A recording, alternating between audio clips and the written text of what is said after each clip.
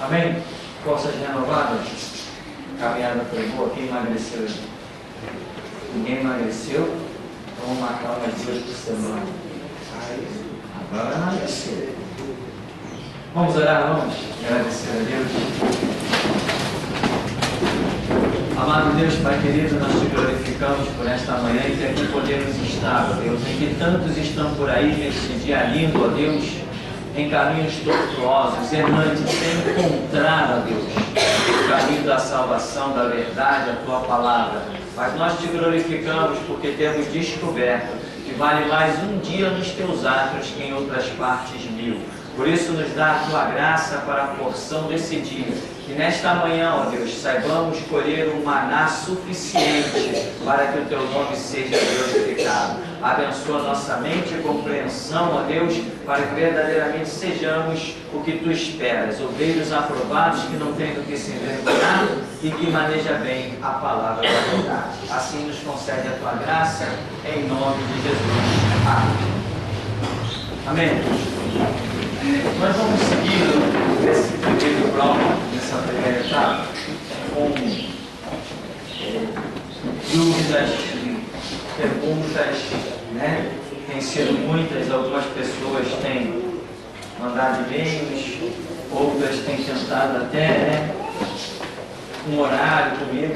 Esse é complicado, um horário, fica muito difícil nós pararmos um dia para darmos atenção a isso. Então nós aproveitamos este momento e estamos aí nesse período querendo responder, se pudermos responder as perguntas dos irmãos. Pudermos mesmo com entendimento, porque nós não somos detentores de toda a verdade. Existe verdade que Deus não quer usar ninguém para falar. Deus quer falar diretamente com cada um. Isso também é muito importante. Então, se nesta manhã nós tivermos alguma pergunta, você acene aí, nosso irmão lá está com o microfone, você pode fazer a sua pergunta e nós vamos procurar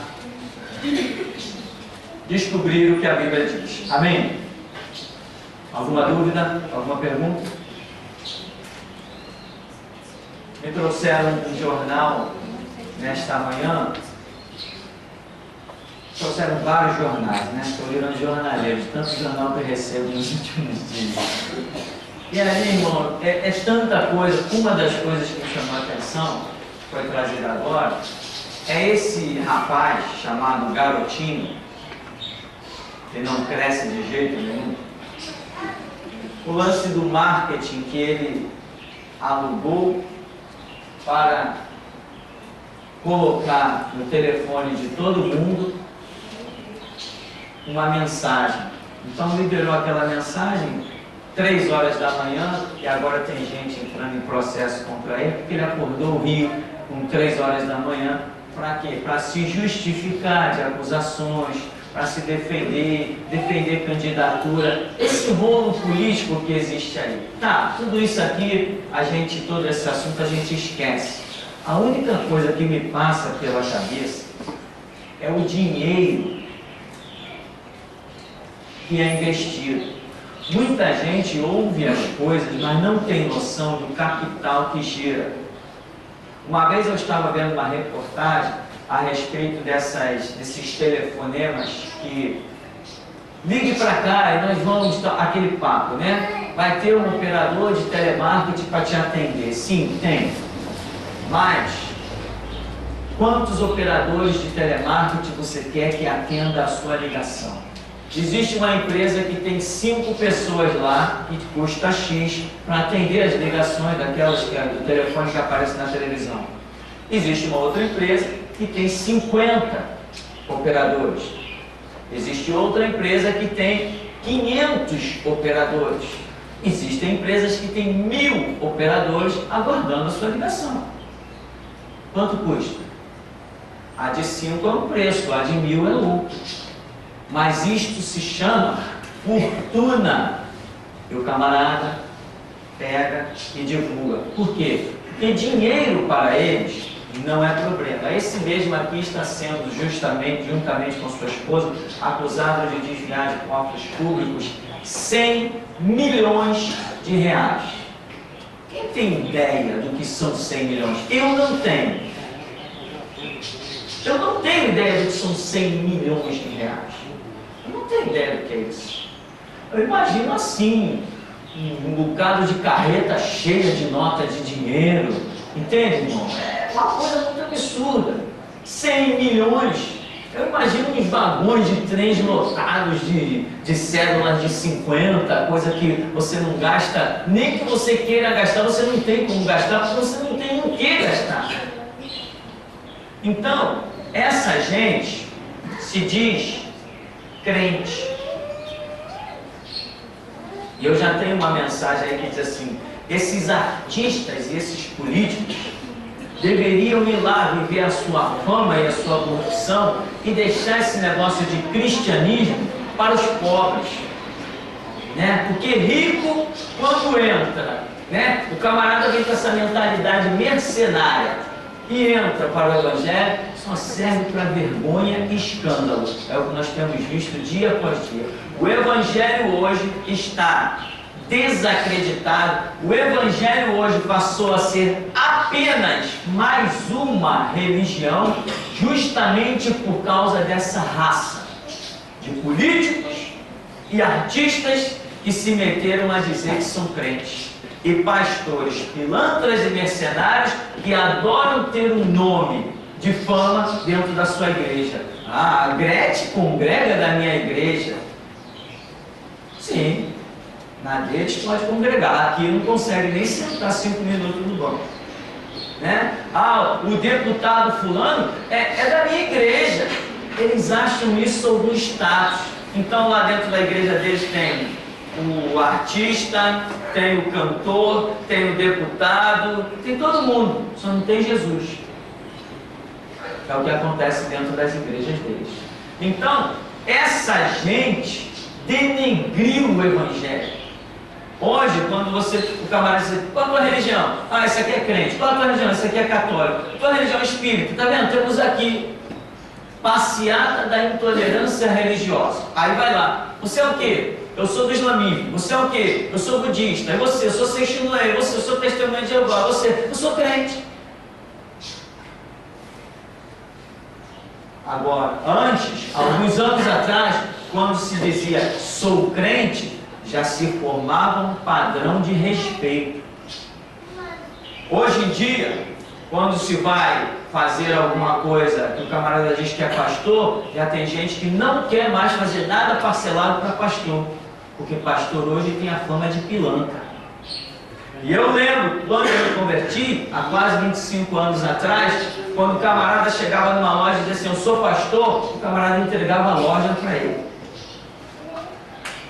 Porque sabia que o pastor tinha vergonha na cara, tinha dignidade, porque chegar naquele cargo era de suor, não era para qualquer um. Hoje, qualquer palhaço é pastor. Fez um semináriozinho desses vagabundos que não ensinam nada, e aparece outro ladrão e consagra ele. Vou te consagrar, só se for discípulo do diabo, porque homens não consagram homens. Então, eu fico imaginando o dinheiro que essa gente coloca, porque não sai do bolso deles, sai do meu e do seu. Nós que pagamos impostos para eles roubarem. Quando eu fui ver uma filmagem para a TV, uma vez eu estava vendo quanto ficava a questão de colocar um programa na televisão, e eu cheguei em uma empresa aqui no centro da cidade para fazer um programa, uma filmagem de apenas 30 minutos. 30 minutos de filmagem. Ia lá o camarada com a câmera, uma câmera velha inclusive, ia filmar 30 minutos. Ele me cobrou por 30 minutos de filmagem R$15 mil. 15 mil reais. Falei assim: 15 mil reais? Falou: é, 15 mil reais. E nós somos o preço mais barato no Rio de Janeiro. Eu falei assim: só que a televisão que vai reproduzir o meu programa, ela está me cobrando apenas por mês R$3 mil. E você, em uma filmagem de meia hora, está me cobrando R$15 mil. Cada filmagem que eu fosse fazer de meia hora, o preço seria 15 mil reais. Eu falei assim, não, está fora da realidade. Ele pegou, me levou, vem cá conhecer o nosso estúdio. Quando eu fui lá, ele falou assim, tá vendo isso aqui? Esse aqui é do PT, esse aqui é do PTB, esse aqui é do PSB, esse aqui é tal. Eles estão me pagando 15 mil reais por filmagens de 15 minutos. Estou te dando uma promoção. Cada filmagem dos caras, por 15 minutos do programa eleitoral, saía a 15 mil reais. Eu falei assim, não, mas meu negócio não é isso. Meu negócio é a igreja, tá? Não, a igreja, tá? Então vamos fazer o seguinte. Resultado, os 15 mil reais caíram para 2.500 reais. Parece não, ainda assim está fora da realidade. Né? Em outras palavras, pode ficar com o seu estúdio e eu vou ficar com os meus sonhos. Hoje os meus sonhos são realidade, porque a internet é muito melhor do que televisão. Mas por que um camarada chega e paga 15 mil reais por 15 minutos, ou seja, R$1.000 por minuto de filmagem? Por quê? Irmão, esse dinheiro sai do bolso deles? Esse dinheiro mexe no orçamento deles? Nós vivemos num país onde não tem jeito, você queira ou não, você está sustentando ladrões e corruptos. Não adianta, eu não está assim, você está sustentando ladrões e corruptos. Viu aquela tal de Georgina que saiu da cadeia agora? A mulher roubou quanto? 1.600.000. Uma coisa assim, não sei quem, 600 mil, uma fortuna. Aí ela foi condenada a devolver. Ela devolveu os 600 não sei o que lá. E o resto, a massa mesmo do roubo, ninguém sabe onde está. Então, quer dizer, quanto tempo ela ficou na cadeia? 5 anos?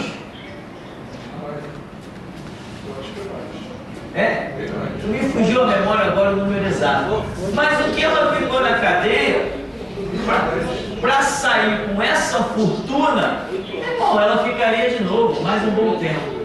Então, o que eu estou vendo? Não quero, nesse ministério, nós não temos a ilusão de achar que o deputado é crente, que o artista é crente, que o cantor é crente. Nesse ministério nós não temos essa visão. Popstar para nós é Jesus. Se nós quisermos nos emocionar com um representante, é Jesus. Jesus é o popstar, é milhões de louvores feitos para Ele, são milhões de joelhos que se dobram para Ele, é o nome dele que é exaltado acima de todo nome. Nós não temos nenhuma visão emocional de achar, poxa lá, aquele cara, estrela popstar, se converteu. Hoje nós estamos vendo um monte de lixo aí, né? Me ajuda, tinha um que cantava aí em castelhano, os adolescentes conhecem bem. Ninguém lembra aquele? Cris Duran, evangélico. Aonde que esse cara é evangélico? Aonde? Continua gravando aí com todo mundo. Teve uma agora que saiu no jornal da Assembleia de Deus. Gravou Cláudia Leite. Você não sabe quem é Cláudia Leite? Cláudia Leite fez participação especial no CD de uma cantora evangélica. Se ela fosse evangélica, não teria chamado a Cláudia Leite. Porque o louvor da Cláudia Leite não é aceito no reino do nosso Deus. Então nós temos que aprender a fazer a diferença. Para nós, no reino de Deus, não interessa quem canta bem, bonito ou tem voz afinada. Para nós interessa quem tem coração de adorador. Deus não está procurando quem canta bonito, Ele está procurando os verdadeiros adoradores, que adoram o Pai em espírito e em verdade. Então, nós estamos vivendo essa era terrível, que inclusive tivemos aí pessoas importantíssimas que tinham se convertido. Quem não lembra de Marcos Nascimento? Quem não lembra desse homem? Como foi importante quando ele se converteu depois de tudo aquilo que ele conta. Mas hoje virou político e mercenário e outras coisas mais. Por isso que virou Matos Nascimento. Hoje nós temos aí um camarada que despontou, o Lázaro. Quem é o Lázaro hoje? O Lázaro hoje é aquele cara que está cobrando de 15 a 25 mil para se apresentar, de preferência dos chamados showmícios, né? Showmício, sei lá se escreve assim, inventaram essa palavra, acho que não tem nem no dicionário. Showmício. Quem é o Lázaro hoje? Pega os trabalhos de quando ele despontou e pega as composições dele atual. É lixo, sabe o que é lixo? É lixo, porque eu tenho as composições dele atual, baixadas na internet, não presta pra nada. É um verdadeiro lixo. Onde está a unção? Já foi por ralo abaixo. Onde está a graça? Já foi por ralo abaixo. Se você quiser ouvir certas músicas, quiser ouvir música, muitas vezes está sendo compensado você ouvir uma música popular, está te agradando mais do que a música evangélica. Quem suporta ouvir a melodia? Quem suporta ouvir aquilo? Quem suporta ouvir a El Shaddai? Então, meu irmão, entrou política, entrou essa baboseira toda, esse nome de artista, né? Ah, está aqui em nosso meio. O irmão nasce dentro da igreja, vira adolescente dentro da igreja, está lá em todos os cultos estudando a palavra, em todos os eventos da igreja, vira um jovem dentro da igreja, vira um adulto dentro da igreja, e o pastor nunca disse assim, está aqui em nosso meio um irmão lá, ó, nascido e criado no evangelho, dando testemunho, nunca disse. Aí aparece um aventureiro desse que veio do prostíbulo onde senta no meio da igreja, está aqui o fulano de tal. Eu sou revoltado com isso. As Assembleias de Deus foram um grande palco dessa palhaçada. Irmãos antigos, dando testemunho dentro da igreja, nunca tiveram direito a chegar e pegar no microfone para fazer uma oração, nem contar um testemunho. Mas aparecia um transeunte desse, não, que veio da prostituição e vai dar o testemunho. Ué, e o que isso me edifica? Alguém veio da prostituição para dar testemunho. Está aqui um homem de Deus, quer dizer que quem está ali dentro da igreja, que tem a sua vida dia a dia com Deus, não é homem de Deus. Mas quem está passeando, né, muitas vezes vem, cobra para dar um testemunho, como fazia o Matos Nascimento. Não, eu quero 15 mil reais para testemunhar na igreja. Mas por quê? Não, porque quando eu testemunho, as pessoas se convertem. Pô, desgraçado. Eu nunca conheci ninguém convertido por testemunho. Eu conheci conversão à palavra de Deus e não a testemunho de ninguém. Então, meu irmão, nós somos voz de restauração. Por isso pregamos assim, por isso falamos assim, e não temos achado ninguém mais com coragem para fazer o que nós temos feito. Como eu falava ontem lá na Quinta da Boa Vista, né? Tem crente que treme só de ler as nossas camisas. Porque eles não têm essa unção, eles não têm essa graça, não têm essa coragem para vestir uma camisa como a que nós vestimos. Então, essa é a nossa primeira posição. Alguma pergunta? Não? Nenhuma? Bem, se não tem perguntas, eu vou seguir com o assunto. Hoje foi o dia de eu esquecer caneta, papel, esqueci tudo. Dá um pulinho lá na mesa do estúdio, tem um papelzinho pequenininho com uma canetinha prateada que eu escrevi lá, não sei se está por aqui, está em algum canto aí, eu preciso dele. Preciso dele, porque a memória já não é mais de 16 anos, já estou com 20, né, irmão? Eu esqueci. Então a memória já não é mais a mesma. Não lembro nem qual era o tema. Ah, sim. Queria falar de um tema importantíssimo. Um tema sério. É o tema amizade. Nós já pregamos muito sobre isso, não já? Amizade, coleguismo.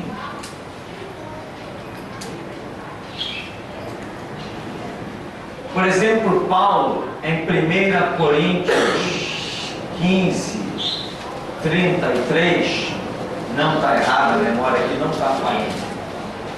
Ele diz assim: não vos enganeis.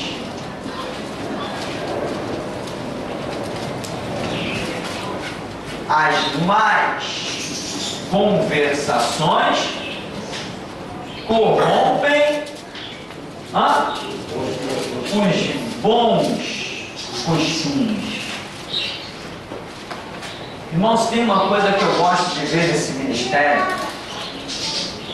uma coisa que eu acho interessante, é união, é comunhão. Eu entendo que Jesus Cristo veio edificar uma grande família, mas muitas vezes nós vemos o próprio Cristo rejeitar pessoas que antes ele tinha chamado como família. Ele falou: a minha família são aqueles que fazem a vontade do meu Pai que está no céu. Então, se alguém não faz a vontade do Pai, não é família. Pode até estar dentro da igreja, e isso é restauração. Outros não conseguem dizer o que eu digo, mas amizade, eu vou intitular isso aqui também, vou botar essa palavra pesada aqui, quedas. Irmãos, muitas vezes eu já disse, antes de ser pastor, bem antes de ser pastor, eu sou pastor há quase 11 anos, né? Pastor presidente, vamos dizer, dirigindo a igreja. Eu já fui pastor auxiliar antes de vir para cá. Eu auxiliei uma igreja durante quase 5 anos, onde eu ali era o braço direito do pastor. Trabalhava muito mais que ele, enfim. E eu dizia sempre, até antes disso, de ser também um pastor auxiliar, eu dizia para as pessoas o seguinte: não, conhecer o Evangelho para mim exigiu renúncia, exigiu estrada, exigiu história. Eu tive que deixar o couro na estrada para saber quem era Jesus.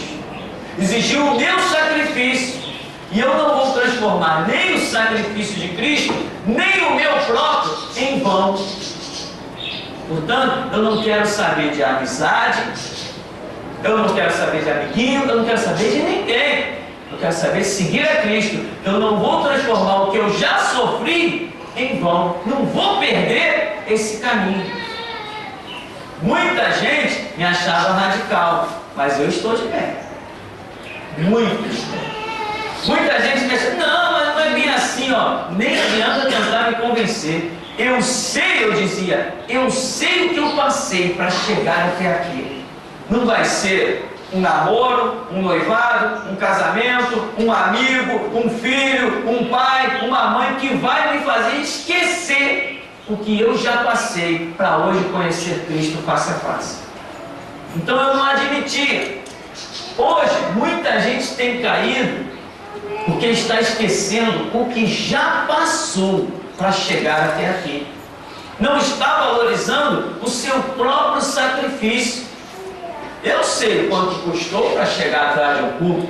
Eu sei o quanto eu tive que encarar e sofrer. Como de vez em quando eu falo para os irmãos aí, eu passei meses, sem saber o que ia comer no dia seguinte, fazendo projetos de comer somente arroz com macarrão, para não morrer de fome, com filhos em receitas médicas no bolso. Levava o filho no pediatra, o médico passava 3, 4 remédios, ficava no bolso. Não tinha de onde tirar para comprar de remédio para o filho. O filho está de pé até hoje, porque Deus é fiel. Mas aquilo nos angustiava. Outros nos chamavam de vagabundos. Outros diziam que não queríamos nada. Isso não é só comigo, você também já não tem passado por isso? Então valoriza isso, irmão. Porque vai chegar uma hora que vão ter que olhar para você como olha para mim.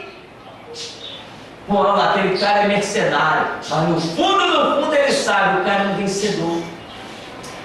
Ele pode falar que eu sou um ladrão, mas ele sabe no coração dele, porque o Espírito Santo trabalha, ele sabe que eu venci. Ele sabe que eu triunfei. Nada me derrubou, nem as palavras dele não me pararam. Então, meu irmão, valorize o seu próprio sacrifício. O de Cristo você tem aquela visão, mas e o seu próprio? Junta as forças do sacrifício de Cristo com o seu próprio. Então a Bíblia diz, Paulo adverte, não vos enganeis. Muita gente está se enganando. Não, eu posso estar no meio aqui, todo mundo está errado e corrompido, mas eu vou me manter firme. Não vai não. Foge desse meio corrompido. Escapa dele. Pastor, onde está o meio corrompido? Pode estar à tua volta, em qualquer canto. Dentro da igreja, dentro da tua casa, pode estar no teu trabalho. Eu não sei onde está, mas foge dele. As más conversações corrompem os bons costumes. Você pode dizer assim, não, eu vou manter o meu bom costume, eu conheço a Bíblia, eu conheço o Evangelho. Meu irmão, se você estiver sendo saturado de palavras contrárias, você vai se deixar corromper, porque nenhum ser humano está provado cientificamente, é forte o bastante para ficar resistindo, lutando a vida toda no mesmo ponto. O fator psicológico não nos permite suportar a mesma luta tanto tempo. Por isso que a prova de Deus tem princípio, meio e fim. Por isso que Tiago escreve dizendo que Deus não nos deixa ser tentados além do que podemos resistir. Se Tiago diz isso, significa que nós temos um limite. Nós temos um limite. Sabe o que eu tenho a te dizer, meu irmão? Se teu irmão está te enchendo o saco, começa a passar por ele da sua paz do Senhor.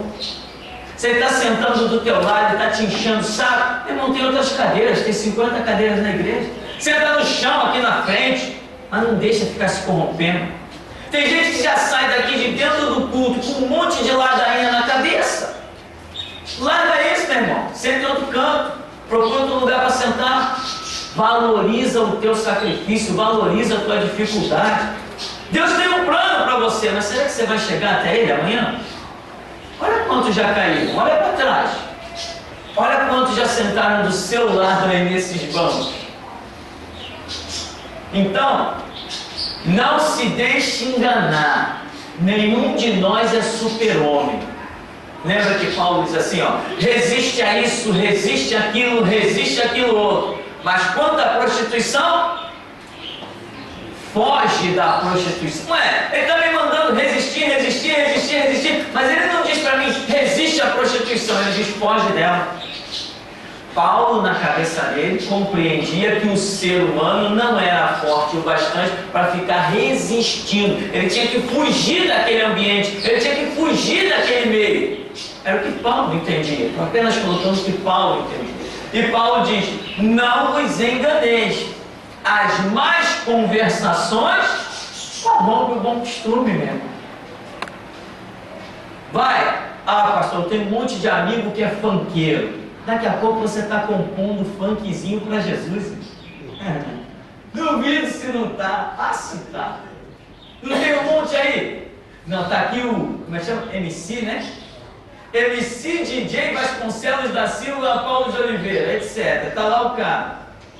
Não, você se converteu, eu me converti. Eu era funkeiro do mundo, agora eu sou funkeiro de Jesus.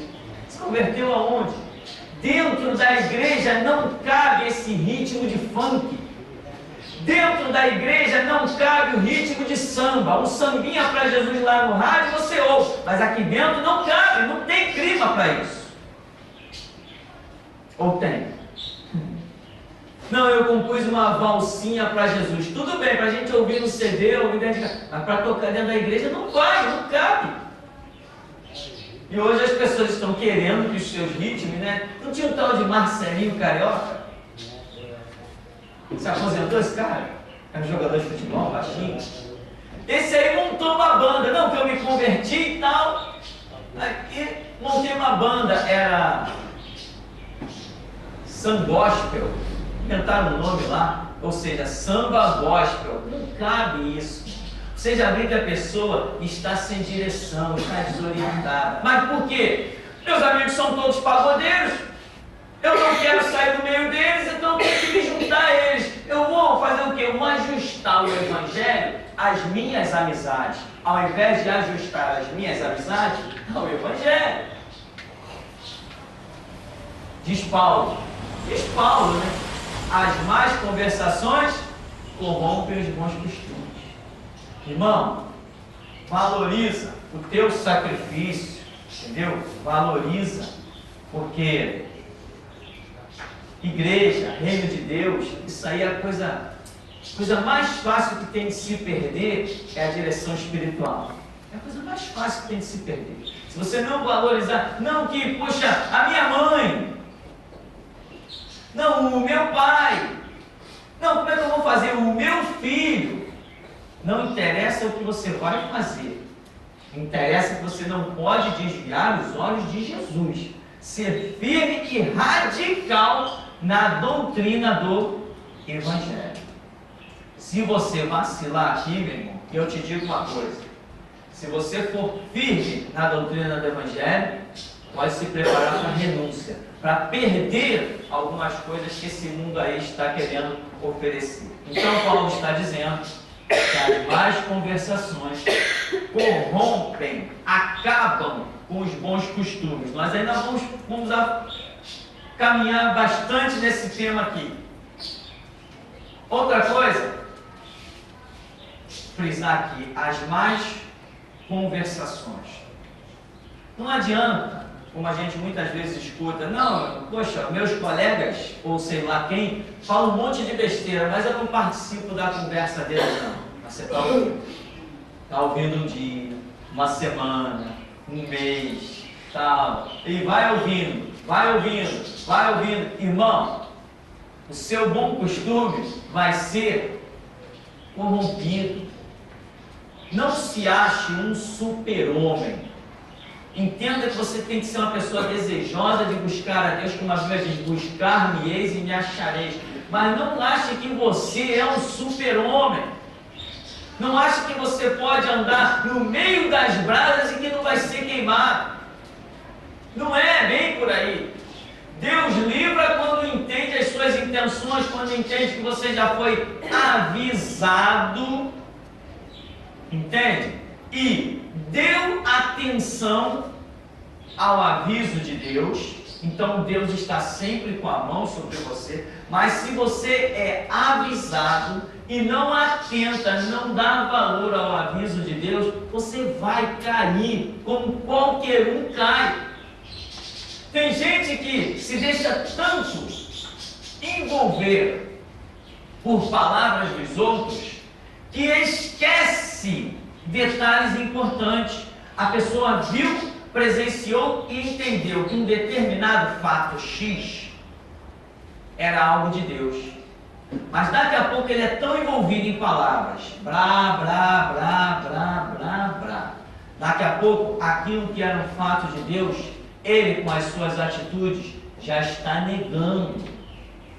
Porque ele foi corrompido psicologicamente. Ele esquece o que Deus falou e passa a dar atenção no que as más conversações estão falando. Lembra que saiu uma música que quando saiu todo mundo achava essa música ridícula? Eu trabalhava numa cooperativa de táxi na área do escritório e saiu uma música que dizia assim: os mamonas assassinos foram brincar com Deus. Todo mundo dizia assim: caramba, essa música é tão bonita, mas esse negócio de dizer que foram brincar com Deus ficou tão horrível. Aí saiu uma reportagem, uma entrevista, e aí as pessoas telefonavam para a rádio. Lá ficava o dia todo no trabalho, no rádio ligado. As pessoas ligavam para a rádio e diziam assim: não, essa parte ficou ruim, mas o resto da música é bom. Então, resultado, dentro de um mês, já estava todo mundo cantando numa boa, dizendo que eles foram brincar com Deus, ninguém achava mais nada estranho. Por quê? Porque a música tocava de manhã, de tarde e de noite, 10 vezes por dia. Todo mundo foi saturado com aquela mensagem psicologicamente, daqui a pouco todo mundo já aceitava numa boa. No meu trabalho, éramos 5 funcionários. Os 4 diziam que aquilo ali, no começo, quando a música saiu, falar que foram brincar com Deus tinha ficado horrível. Um mês depois, eles disseram que não tinha nada a ver, que a música era toda boa, que aquilo ali era legal. De tanto a música tocar, os sentidos deles foram corrompidos. O que antes eles achavam errado, agora eles já acham certo. Eu quero apenas alertar, meu irmão, a igreja de que as más conversações corrompem os bons costumes. A Bíblia diz: andarão dois juntos se não estiverem de acordo? É para isso que nós temos que atentar. Não dá para andar juntos se não estiver de acordo, né? Bom, e esse é o propósito de Deus, mas eu só vejo esse propósito com condição de se cumprir mesmo lá no céu. Bom é que todos nós sejamos uma grande família, mas aqui na terra é complicado. Aqui na terra é exigido muito mais a vigilância. Às vezes, os que estão mais próximos, pode ser o que mete contigo a mão no prato, em outras palavras, né? Então, as más conversações corrompem os bons costumes. Perguntas? Ninguém? Bom, então nós vamos dar uma paradinha mais cedo para voltar no próximo bloco.